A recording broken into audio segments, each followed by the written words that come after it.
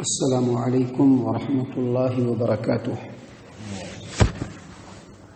اعوذ باللہ من الشیطان الرجیم، بسم اللہ الرحمن الرحیم، وقاتلوہم حتی لا تکون فتنة ویکون الدین للہ فإن انتہوا فلا عدوان الا علی الظالمین۔ اور ان لوگوں سے جنگ کرتے رہو یہاں تک کہ فتنہ بالکل ختم ہو جائے اور دین اللہ تبارک و تعالیٰ کا ہو جائے۔ پھر اگر وہ لوگ باز آ جائیں تو ظالموں کے علاوہ کسی کے اوپر دست درازی کرنا جائز نہیں۔ محترم سامعین کرام، اس سے پہلے کل کے درس میں ہم نے آپ کے سامنے سورۃ البقرہ آیت نمبر 190، 191، 192 یعنی یہ 3 آیات آپ کے سامنے تلاوت کی تھی، اور اس کے تفسیر میں ہم نے آپ کے سامنے یہ بات بتلایا تھا کہ جب مسلمان مکہ کے اندر تھے تو اللہ تبارک و تعالیٰ نے کفار و مشرکین کے ظلم و ستم پر ان کو صبر کرنے کے لیے کہا تھا، اور کسی بھی طرح کی کوئی پیش قدمی کرنا یہ حکم اللہ تبارک و تعالیٰ کی طرف سے نہیں آیا تھا۔ جب مکہ سے ہجرت کر کے مدینہ چلے گئے اور وہاں پر اسلام کی ایک چھوٹی سی ریاست طاقت و قوت کے اعتبار سے ابھری تو اللہ تبارک و تعالیٰ نے یہ حکم دیا کہ اب آپ کو ڈیفینس کرنا ہے، یعنی جب بھی کوئی آپ کے اوپر حملہ کرنے کے لیے آئے گا آپ کو ان سے جنگ کرنا ہے۔ اور ساتھ ہی ساتھ یہ بھی بتلا دیا گیا کہ جب جنگ کریں گے تو جاہلیت والا انداز اختیار نہیں کرنا ہے جو جاہلانہ طریقہ شروع سے لوگوں نے اختیار کر کے رکھا ہے، بلکہ جنگ کریں گے تو بالکل اللہ تبارک و تعالیٰ کے حکم کے مطابق جو بچے ہوں گے، بوڑھے ہوں گے، عورتیں ہوں گی، ان کے اوپر ہاتھ نہیں اٹھانا ہے، ان کو قتل نہیں کرنا ہے، ان کے مذہبی جو عبادت گاہیں ہیں ان کے اوپر حملہ نہیں کرنا ہے، اس کے اندر جو پجاری ہیں یا جو بھی عبادت کرنے والے ہیں ان کے اوپر ہاتھ نہیں اٹھانا ہے، اسلامی طریقے سے جنگ کرنا ہے۔ کس جنگ میں اگر کسی کو قتل کر دیا تو اس کا چہرہ وغیرہ نہیں بگاڑنا ہے۔ یہ ساری چیزیں اللہ تبارک و تعالیٰ نے بتلائی، اور ساتھ ہی ساتھ یہ بھی بتلایا کہ جنگ اس لیے کرنا ہے کہ فتنہ ختم ہو جائے، کیونکہ فتنہ یعنی یہ شرک اور توحید کے خلاف کسی بھی طرح کی کوئی جارحیت یہ ایسا فتنہ ہے جو اللہ تبارک و تعالیٰ کو بالکل پسند نہیں ہے، اور اللہ تبارک و تعالیٰ اس کو ختم کرنا چاہتا ہے۔ ان باتوں کو بیان کرنے کے بعد جو آج آیت کریمہ آپ کے سامنے تلاوت کی گئی، اس میں اللہ تبارک و تعالیٰ نے پھر سے ریپیٹ کیا اور کہا وقاتلوہم، آپ ان لوگوں سے جنگ کرتے رہیے، کب تک؟ حتی لا تکون فتنہ، جب تک کہ فتنہ ختم نہ ہو جائے اور دین مکمل اللہ کا نہ ہو جائے۔ اور اگر پھر وہ باز آ جائے اپنے فتنہ و فساد سے تو پھر ظالموں کے علاوہ کسی کے اوپر زیادتی کرنا جائز نہیں ہوگا۔ سامعین کرام، یہاں پر اس آیت کریمہ میں جو فتنہ ہے، عام مفسرین خاص طور سے عبداللہ ابن عباس رضی اللہ عنہ، امام مجاہد، امام حسن، امام قتادہ، امام ربیع بن انس اور دیگر مفسرین نے کہا ہے کہ فتنہ سے مراد شرک ہے، لیکن بہت سارے مفسرین نے یہ بھی کہا ہے کہ فتنہ سے مراد ہر وہ قوت، ہر وہ طاقت جو اسلام کو پھیلانے اور اسلام کی تبلیغ کے راستے میں رکاوٹ بنے، اور جس طاقت اور قوت کی وجہ سے کسی بھی سماج و معاشرے میں اللہ تبارک و تعالیٰ کے دین کے مطابق زندگی گزارنا مشکل اور ناممکن ہو جائے تو اس وقت اس فتنے سے جہاد کرنا مسلمانوں کے لیے انتہائی ضروری ہے، تاکہ فتنہ مکمل ختم ہو جائے اور اللہ تبارک و تعالیٰ کا دین بالکل غالب آ جائے۔ لیکن ساتھ ہی ساتھ اللہ نے یہ بھی بتلایا کہ فَإِنِ انتَهَوْا، اگر یہ کفار و مشرکین اپنے فتنہ و فساد سے باز آ جاتے ہیں، کیا مطلب یہ کہ وہ اپنی جگہ پر ہیں، ٹھیک ہے، ہم کو ہمارے دین کے مطابق کوئی چھیڑ چھاڑ نہیں کر رہے ہیں، ہمارے اسلام کی تبلیغ کے راستے میں کوئی رکاوٹ نہیں بن رہے ہیں، تو ایسے وقت میں ان سے لڑائی بھڑائی نہیں کرنی۔ اللہ نے کیا کہا؟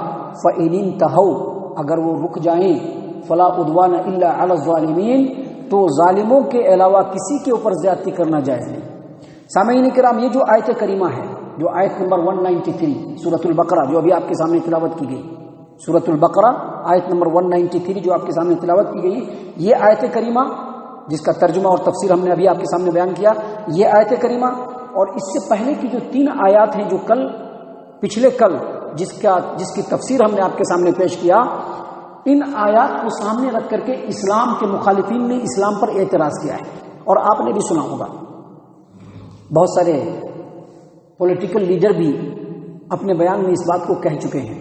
ان کا کیا اعتراض ہے کہ اسلام امن پسند دین نہیں ہے بلکہ اسلام جنگ سکھلاتا ہے. اور اب پھر وہ اعتراض کو کیسے ثابت کرتے ہیں, پروف کیسے کرتے ہیں کہ آپ دیکھیں گے عرب کے اندر جب محمد عربی صلی اللہ علیہ وسلم تھے یا اس سے پہلے کے حالات کو دیکھیں گے تو عرب کے قبیلے ہمیشہ ایک دوسرے سے گتھے رہتے تھے, ہمیشہ لڑتے رہتے تھے. لیکن جب اسلام آیا تو اسلام نے آنے کے بعد صرف اتنا کام کیا کہ وہ لوگ جو آپس میں لڑ رہے تھے ان کو ہٹا دیا اور ان کا رخ باہر کی طرف موڑ دیا. اور اس طرح سے ان ثبوتوں کی روشنی میں اسلام امن پسند دین نہیں ہے. ان کا ایک اور اعتراض ہے. ان کا اعتراض کیا ہے کہ اسلام مذہب جو ہے وہ پوری دنیا کو دو کیٹیگریز میں بانٹتا ہے. ایک دارالاسلام, دوسرا دارالحرب. دارالاسلام کس کو کہتے ہیں؟ جہاں پر مسلمانوں کی حکومت ہو. اور دارالحرب کس کو کہتے ہیں؟ جہاں پر غیر مسلموں کی حکومت ہو. ان تمام باتوں کو خوب اچھی طریقے سے یاد رکھیے گا, کیونکہ صرف آج نہیں کل کے درس میں بھی ہم اس سلسلے میں کچھ باتیں کریں گے اور ہو سکتا ہے کہ کل کے بعد کے درس میں بھی ہم ان باتوں میں سے کچھ باتیں آپ کے سامنے رکھیں گے.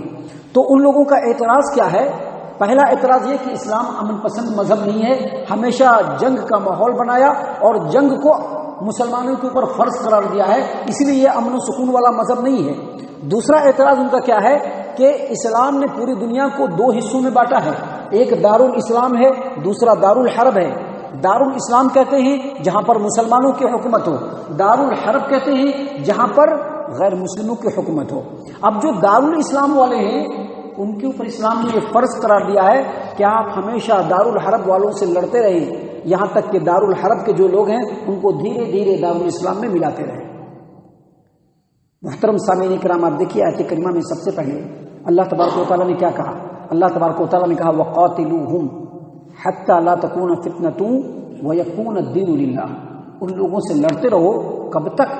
جب تک کہ اللہ کا دین غالب نہ ہو جائے اور فتنہ ختم نہ ہو جائے. فَإِنِ انْتَهَوْا, لیکن اگر وہ باز آ جائیں, یعنی اسلام کے راستے میں رکاوٹ ڈالنے سے باز آ جائیں, اسلام اور مسلمانوں کو ان کی زندگیوں کو تنگ کرنے سے باز آ جائیں, مسلمانوں کو ان کے مذہبی آزادی کے ساتھ رہنے دیں, تو ایسی صورت میں پھر آپ کو ان سے جنگ نہیں کرنا ہے, ان کو مجبور نہیں کرنا ہے کہ وہ اپنا دھرم چھوڑ کر کے اسلام کے اندر آ جائے. اسلام ہرگز یہ نہیں چاہتا ہے کہ کسی کو مجبور کر کے اسلام کو قبول کروا جائے. تو ایک بات تو یہ ہے, یہ جو اعتراض ہے ان لوگوں نے کیا ہے, اس اعتراض کو کئی طریقے سے جواب دیا جائے گا, لیکن اس سے پہلے ہم دو بات اور آپ کے سامنے رکھنا چاہتے ہیں. دو باتوں کی وضاحت بہت ضروری ہے اسلام کا غیر مسلموں کے ساتھ, مسلمانوں کا نہیں بلکہ اسلام کا, اسلامی حکومت کا غیر مسلموں کے ساتھ کیا سلوک ہے, اس میں دو باتیں وضاحت کی ہیں. پہلی بات یہ کہ اسلام اور اسلامی مملکت مشرکین کے ساتھ ان کا معاملہ ذرا الگ ہے, لیکن مسلمانوں کے علاوہ جو اہل کتاب قوم ہیں, مثلا یہودی ہیں, عیسائی ہیں, یا دوسرے جو لوگ ہیں جن کے اوپر اللہ تبارک و تعالیٰ نے کتاب نازل کی ہے, ان کے ساتھ معاملہ الگ ہے. اہل کتاب کے ساتھ ذرا نرم معاملہ ہے, لیکن مشرکین کے ساتھ کوئی نرم معاملہ نہیں ہے. اہل کتاب کے ساتھ کیا نرم معاملہ ہے؟ اگر وہ کوئی حلال جانور ذبح کریں گے, اسلام نے اس کو جائز قرار دیا کہ کھا سکتے ہیں. یہودی ہیں, عیسائی ہیں, یا وہ قوم جن کے اوپر اللہ نے کتاب نازل کیا اور اس کے اوپر ان کا ایمان ہے, تو اللہ تبارک و تعالیٰ نے یہ جائز قرار دیا ہے کہ اگر وہ کوئی چیز ذبح کرتے ہیں جو حلال جانور, آپ اس کو کھا سکتے ہیں. دوسرا, ان کی جو عورتیں ہیں مسلمانوں کو ان سے شادی کرنے کی اجازت دی ہے کہ آپ ان سے شادی کر سکتے ہیں, لیکن مشرکوں کی کوئی چیز جائز نہیں ہے. مشرکوں کی کوئی چیز جائز نہیں ہے, نہ ان کا ذبیحہ کھا سکتے ہیں, نہ ان کی عورتوں سے نکاح کر سکتے ہیں. پہلی بات. دوسری بات, اگر اہل کتاب اور مسلمان آمنے سامنے ہو جائیں گے تو ان کو پہلے 3 آفر پیش کیا جائے گا. پہلا آفر یہ پیش کیا جائے گا کہ وہ مسلمان ہو جائیں. اگر اس آفر کو قبول کر لیتے تو بہت اچھی بات ہے. اگر وہ آفر قبول نہیں کرتے ہیں تو اسلامی جو حکومت ہے اگر وہاں پہ رہنا چاہتے ہیں تو وہاں پر آپ کو معاہدہ کر کے ٹیکس دے کر کے رہنا پڑے گا. خاص طور سے جزیرۃ العرب کے اندر ٹیکس دے کے رہنا پڑے گا. اور اگر یہ بھی نہیں کریں گے تو یا تو اس جگہ کو چھوڑیے یا پھر جنگ کرنے کے لیے تیار ہو جائیے. یہ 3 شرط دینا پڑے گا. لیکن مشرکوں کے ساتھ یہ معاملہ نہیں ہے. مشرکوں کے ساتھ پہلی بات تو یہ کہ وہ جزیرۃ العرب میں رہ ہی نہیں سکتے ہیں، ان کو رہنے دینا ہی نہیں ہے جو شریعت کا حکم ہے. اور جب اگر ان کے آمنے سامنے ہو گئے اور ان سے جنگ کا ماحول بن گیا تو پہلے ان کو تین جو ہے ان کو بھی آفر پیش کیا جائے گا. پہلا آفر کیا پیش کیا جائے کہ آپ مسلمان ہو جائیے. اگر وہ مسلمان نہیں ہوتے ہیں تو ان سے کہا جائے گا کہ ٹھیک ہے اس علاقے کو خالی کر دیجیے، یہ مسلمانوں کا علاقہ ہے، یعنی مسلمانوں کی حکومت اور مسلمانوں کی مملکت ہے جو شریعت کا قانون ہے. اور اگر اس سے بھی وہ باز نہیں آتے تو پھر ان سے جنگ کیا جائے گا. اب یہ جو مشرکین ہیں ان کے ساتھ اتنی سختی کیوں؟ اسلام نے اتنی سختی کیوں رکھا؟ اس کی وجہ یہ ہے کہ اہل کتاب کا عقیدہ اور ہوتا ہے، مشرکین کا عقیدہ اور ہوتا ہے. مشرکین کا عقیدہ کیا ہے؟ مشرکین کا عقیدہ یہ ہوتا ہے کہ وہ کسی بھی آسمانی کتاب پر ایمان نہیں رکھتے ہیں. آپ مشرکین سے پوچھیں گے قرآن، کہیں گے محمد صلی اللہ علیہ وسلم نے لکھا ہے. آپ ان سے کہیں گے انجیل، وہ کہیں گے کہ عیسیٰ علیہ السلام نے لکھا ہے. حالانکہ جو اہل کتاب ہیں ان کا اس بات پر یقین ہوتا ہے کہ یہ کتاب ہماری آسمانی کتاب ہے، اللہ تبارک و تعالیٰ نے اس کو نازل کیا ہے. لیکن مشرکین کا یہ عقیدہ نہیں ہوتا ہے، وہ کسی بھی آسمانی کتاب پر ایمان نہیں رکھتے ہیں. اللہ تبارک و تعالیٰ کے بارے میں ان کا کوئی واضح عقیدہ نہیں ہوتا ہے، اور اللہ تبارک و تعالیٰ کی صفات میں وہ دوسروں کو شریک کرتے ہیں. اسی لیے اللہ تبارک و تعالیٰ نے اہل کتاب کے ساتھ ایک نرم رویہ اختیار کرنے کے لیے کہا ہے، لیکن اس سے ذرا سخت رویہ مشرکین کے ساتھ رکھنے کے لیے کہا ہے. کیونکہ یہ جو آیت کریمہ ہے اس میں اللہ تبارک و تعالیٰ نے فرمایا وَقَاتِلُوهُمْ حَتَّى لَا تَكُونَ فِتْنَةٌ، ان لوگوں سے لڑتے رہو یہاں تک کہ فتنہ ختم ہو جائے. یہاں پر فتنہ سے مراد شرک ہے، اور اس روئے زمین پر شرک سے بڑا کوئی فتنہ نہیں ہو سکتا ہے. اس روئے زمین پر شرک سے بڑا کوئی فتنہ نہیں ہو سکتا ہے. اس لیے اللہ تبارک و تعالیٰ نے کہہ دیا ہے کہ اللہ اگر چاہے تو باقی کسی بھی گناہ کو معاف کر سکتا ہے، لیکن شرک کو اللہ تبارک و تعالیٰ کبھی بھی معاف نہیں کرے گا. پہلی بات جو وضاحت کرنی تھی. دوسری بات، ایک مسلم مملکہ ہے، مسلم حکومت ہے، وہاں پر رہنے کے لحاظ سے بھی مشرکین اور اہل کتاب کے ساتھ کچھ پوائنٹس ہیں. پہلا پوائنٹ یہ کہ پورے اسلامی حکومت اور مملکت میں حرم مکہ اور حرم مدینہ، یہ سب بات سمجھ لیجئے اور یاد رکھ لیجئے، پورے دنیا کے اسلامی حکومتوں میں حرم مکہ اور حرم مدینہ یہاں پر کوئی بھی غیر مسلم نہیں رہ سکتا ہے، صرف مسلمان رہیں گے، صرف مسلمان رہیں گے، چاہے اہل کتاب ہو چاہے مشرکین ہو، کوئی نہیں رہ سکتا. آپ جا کر کے دیکھ سکتے ہیں، نبی صلی اللہ علیہ وسلم نے یہ حکم بہت پہلے جاری کر دیا تھا، اور آج بھی سعودی عرب کے اندر آپ جائیں گے آپ کو پتہ چلے گا کہ حرم مکہ اور حرم مدینہ دونوں میں کسی جگہ پہ بھی مشرکین کی، اہل کتاب کی، یہودیوں کی، عیسائیوں کی انٹری نہیں ہے. ان کے لیے ایک الگ سے رستہ ہے جو باہر سے وہ لوگ نکل جاتے ہیں اگر کہیں جانا ہوگا تو. پہلی بات، یہاں پر کوئی بھی مشرک نہیں رہ سکتا ہے. دوسری بات، جزیرۃ العرب یا جو حجاز کا جو علاقہ ہے اس میں اہل کتاب رہ سکتے ہیں، لیکن ایگریمنٹ کر کے، معاہدہ کر کے. مشرکین نہیں رہ سکتے، مشرکین بالکل نہیں رہ سکتے. اہل کتاب رہ سکتے ہیں، یہودی رہ سکتے ہیں معاہدہ کر کے، اور معاہدہ کے مطابق وہ اگر اپنی زندگی گزاریں گے تو ٹھیک ہے، نہیں تو ان کو وہاں سے خلی ولی کیا جائے گا، ہٹایا جائے گا ان کو وہاں سے. دوسری بات. تیسری بات، جو دارالاسلام ہے، جہاں جیسے کہ ابھی آپ دیکھیں گے کوئی ایسی حکومت ہے جو اسلامی مملکت ہے، وہاں پر اگر کوئی اہل کتاب اور مشرک رہنا چاہتا ہے تو اہل کتاب کو ٹیکس دے کر کے رہنا پڑے گا، ورنہ وہ نہیں رہ سکتے ہیں. اور کسی حد تک مشرکوں کو بھی برداشت کیا جا سکتا ہے، لیکن اگر وہ ٹیکس نہیں دیں گے تو پھر ان کو بھی وہاں پر بھی رہنے کا کوئی حق نہیں ہے.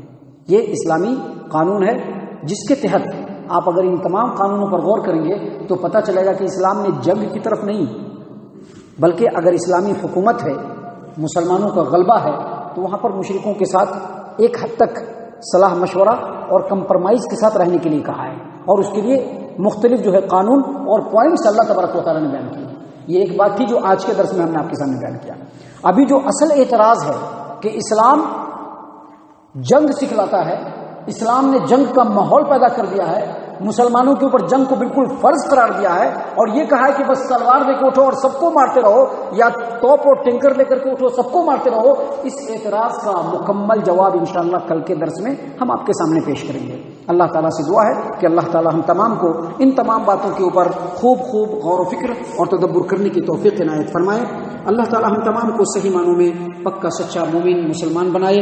اللہ تبارک و تعالیٰ ہم تمام کو اللہ اور اس کے رسول صلی اللہ علیہ وسلم کی اطاعت و فرما برداری کرنے والا بنائے، صحابہ کرام رضی اللہ عنہم کے طریقے پر چلنے والا بنائے، جنت الفردوس میں جگہ عطا فرمائے۔ اے اللہ ہم تمام کو جہنم سے پناہ دے، اے رب العالمین ہم تمام کو جہنم سے پناہ دے، اے مالک الملک ہم تمام کو جہنم سے پناہ دے، آمین یا رب العالمین۔ وما علینا الا البلاغ۔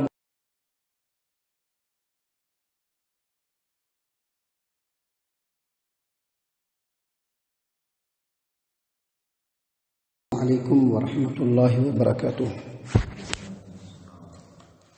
اعوذ باللہ من الشیطان الرجیم، بسم اللہ الرحمن الرحیم۔ وقاتلوہم حتی لا تکون فتنة ویکون الدین للہ فإن انتہوا فلا عدوان الا علی الظالمین۔ ان لوگوں سے جنگ کرتے رہو یہاں تک کہ فتنہ بالکل ختم ہو جائے اور دین مکمل اللہ کا ہو جائے۔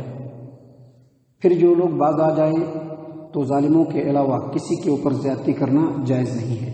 محترم سامعین کرام، یہ سورۃ البقرہ ہے، سورہ نمبر 2، آیت نمبر 193 193، اور آیت کے ترجمہ سے یہ بات بالکل واضح ہے۔ یہ آیت کریمہ کل بھی آپ کے سامنے تلاوت کی گئی، اس کا ترجمہ اور اس کی تفسیر بھی آپ کے سامنے پیش کی گئی کل، اور بتلایا گیا کہ اس آیت کریمہ میں اللہ تبارک و تعالیٰ نے مسلمانوں کو یہ حکم دیا ہے کہ تمہارے اسلام کے تبلیغ کے راستے میں جو بھی رکاوٹ پیدا کرے، یا اللہ تبارک و تعالیٰ نے جو احکام نازل کیے ہیں اس کے مطابق زندگی گزارنے سے کوئی بھی طاقت اگر تم کو روکے تو اس سے جہاد کرنا ہے، جنگ کرنا ہے۔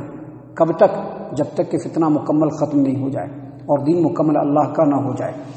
سامعین کرام، یہ جو آیت کریمہ ہے 193 اور اس سے پہلے جو آیت کریمہ ہے 192 191 190 جو اس سے پہلے آپ کے سامنے تلاوت کی گئی، ان آیات کو سامنے رکھ کر کے جیسا کہ کل ہم نے بتلایا تھا درس میں کہ اسلام کے جو مخالفین ہیں، اسلام کے جو دشمنان ہیں، وہ اسلام کے اوپر یہ اعتراض کرتے ہیں کہ اسلام نے مسلمانوں کو ان کے اوپر جہاد کو فرض کر کے ماحول میں ایک جنگ کی کیفیت پیدا کر دی ہے، اور مسلمانوں کو یہ دعوت دی ہے کہ وہ لوگوں سے جنگ کرتے رہے۔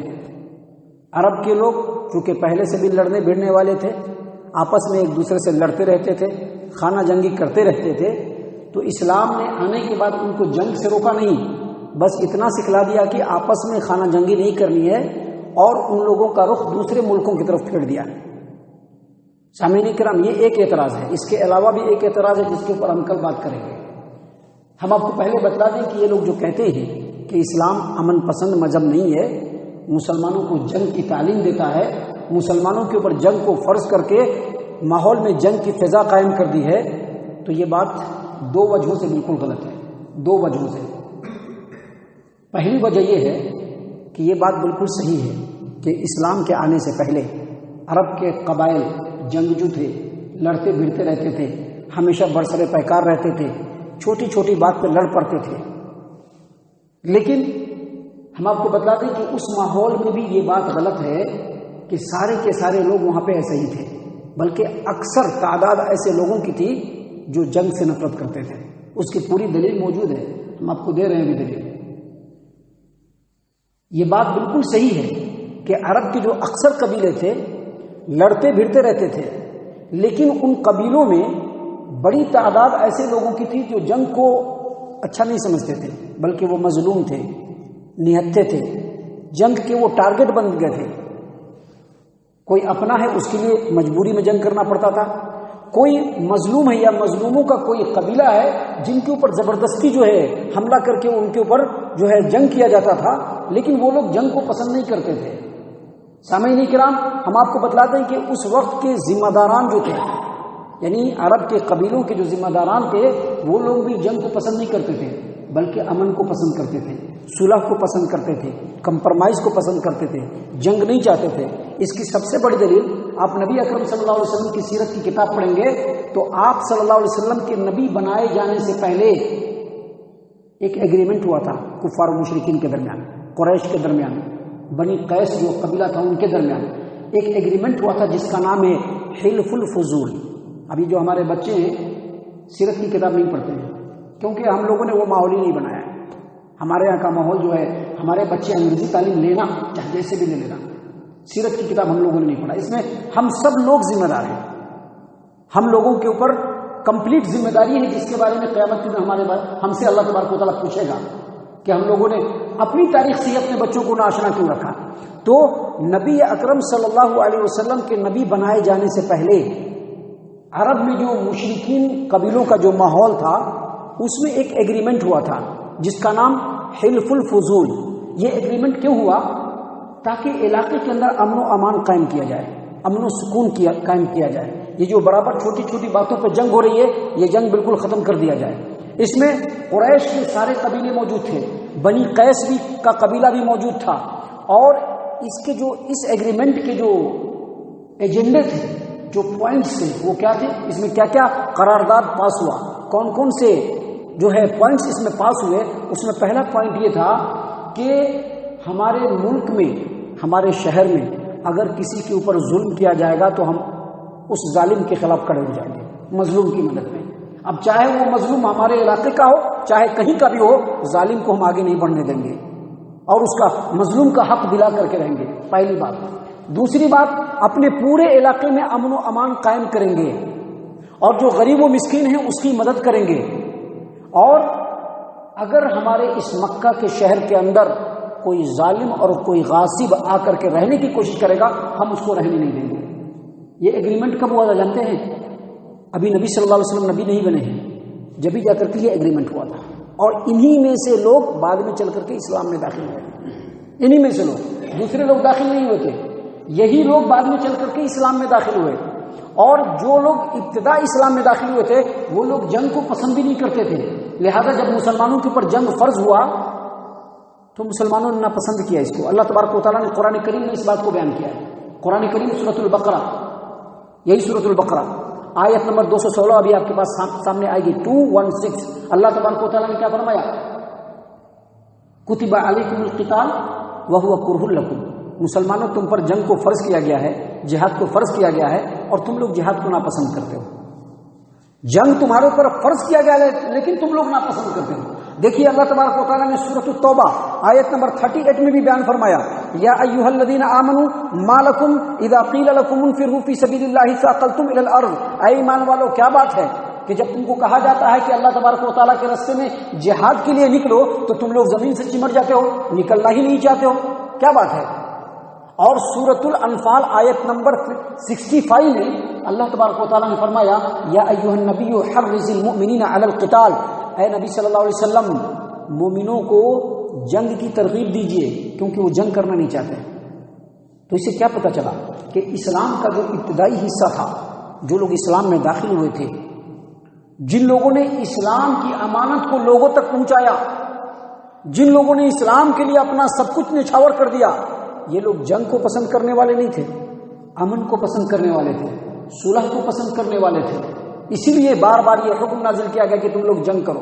یہ لوگ جنگ کو پسند نہیں کرتے تھے, لیکن جب اللہ تبارک و تعالیٰ کا حکم ہوا اور کہا گیا کہ جو مظلوم ہے ان کی مدد کرنا ہے, جن کو گھر سے نکالا گیا ہے ان کی مدد کرنا ہے, اور جو فتنے فساد اس سماج و معاشرے میں برپا ہو رہے ہیں اس کو ختم کرنے کے لیے جہاد کرنا ہے, تو اس وقت کے مسلمانوں نے جہاد کو ناپسند کرتے ہوئے بھی جہاد کیا, اللہ کا حکم سمجھ کر کے. یہ پہلی وجہ ہے. جو لوگ یہ بولتے ہیں کہ نہیں اسلام جو ہے امن پسند مذہب نہیں ہے, تو پہلی وجہ ہے اس کے غلط ہونے کی کہ اس وقت کے لوگ ایسے نہیں تھے. دوسری وجہ, اسلام کے آنے کے بعد جو بھی جنگ ہوئے, کیوں ہوئے, اس کے پیچھے کیا کارن تھا, اس کے پیچھے کیا سبب تھا, تمام جنگوں کے سبب پر اور اس کے کارن پر آپ غور کریں گے تو آپ کو پتہ چل جائے گا کہ اسلام نے کبھی بھی جنگ کے لیے آگے بڑھ کر کے کہیں بھی نہیں کیا. آج آپ دیکھتے ہیں فلاں ملک کے لوگ کسی ملک پر حملہ کر کے پورے ملک کو تہس نہس کر رہے ہیں. آپ سیریا کے حالات کو دیکھ لیجئے, اس سے پہلے چچنیا بوسنیا کے حالات کو دیکھ لیجئے. وہ لوگ لڑنے نہیں گئے تھے, لوگوں نے ان کے اوپر آ کر کے حملہ کیا, اور اس کے باوجود اپنے آپ کو امن و سکون کا جو ہے علم بردار کہتے ہیں کہ ہم لوگ سماج و معاشرے میں امن پیش کرنے والے ہیں. آپ دیکھیے اسلام کے آنے کے بعد اور مسلمان جب مدینے کے اندر آ گئے اور مدینے کے اندر جب اسلام ایک بڑی ریاست بن گئی، اس کے بعد جو جنگ ہوئے اس کا پورا ڈیٹیل ہے. دیکھیے غزوہ بدر جو پہلی جنگ تھی، اس کے بعد غزوہ احد، اس کے بعد جنگ خندق، یہ جو 3 جنگ ہے یہ مسلمان ان کے گھروں میں جا کر کے نہیں لڑے تھے، بلکہ مسلمانوں کے مدینے کے سامنے آ کر کے ان لوگوں نے مسلمانوں کے پورے معاشرے کو تباہ و برباد کرنے کی کوشش کی، تو مجبوراً مسلمانوں کو یہ جنگ لڑنا پڑا. غزوہ بدر بھی، غزوہ احد بھی اور غزوہ خندق بھی مسلمانوں کو مجبوراً لڑنا پڑا. سامعین کرام دیکھیے، ایک غزوہ بنو قینقاع، دوسرا غزوہ بنو نذیر، تیسرا غزوہ بنو قریظہ، تیسرا جنگ غزوہ خیبر. یہ جو 4 جنگ ہوئی تھی یہ خالص یہودیوں سے ہوئی تھی، یہودی سے.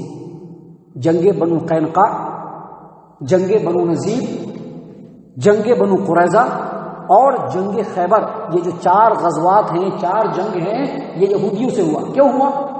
نہیں ہوتا تھا، لیکن کیوں ہوا؟ مسلمان جب مدینے کے اندر آئے تو مسلمانوں اور یہودیوں کے درمیان ایک ایگریمنٹ ہوا، معاہدہ ہوا کہ ہم لوگ ایسا کریں گے، ایسا کریں گے، ایسا کریں گے. لیکن یہودی لوگوں نے عہد کو توڑ دیا.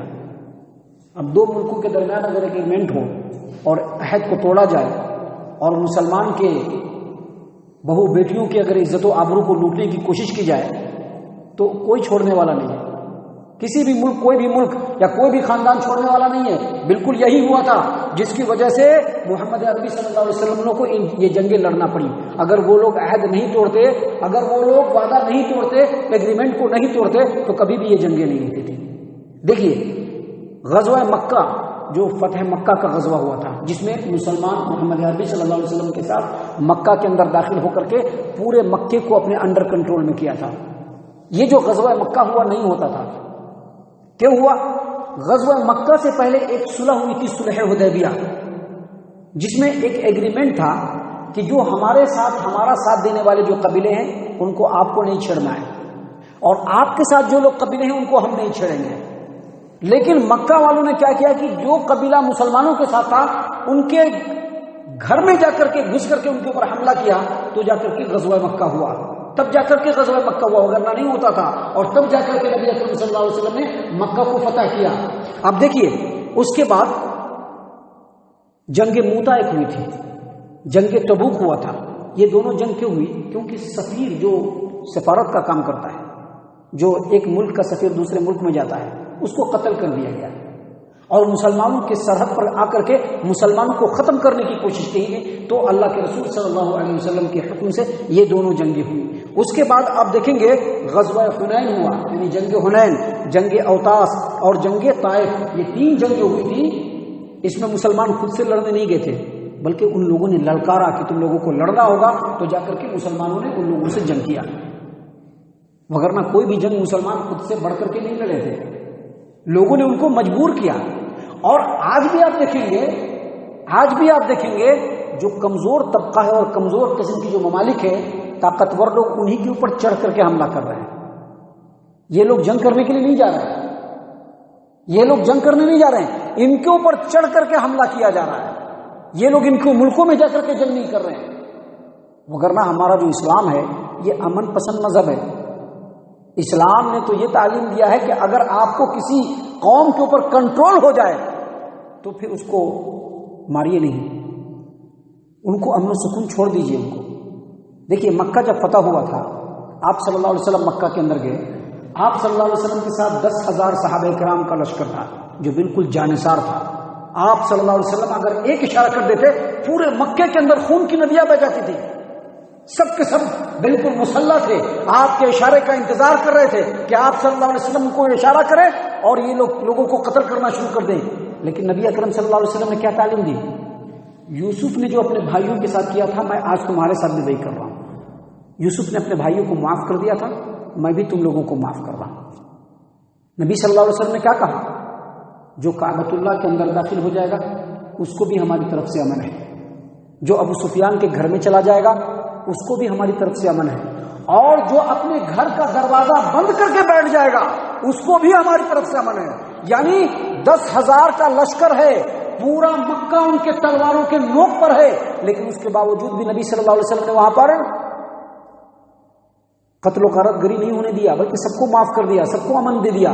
ہمارا دین ایسا ہے، ہمارا اسلام ایسا ہے، ہمارا یہ مذہب ایسا ہے.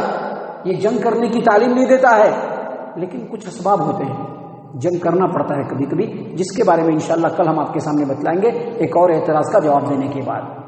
اللہ تبارک و تعالیٰ سے ہم دعا کرتے ہیں کہ اللہ تبارک و تعالیٰ ہم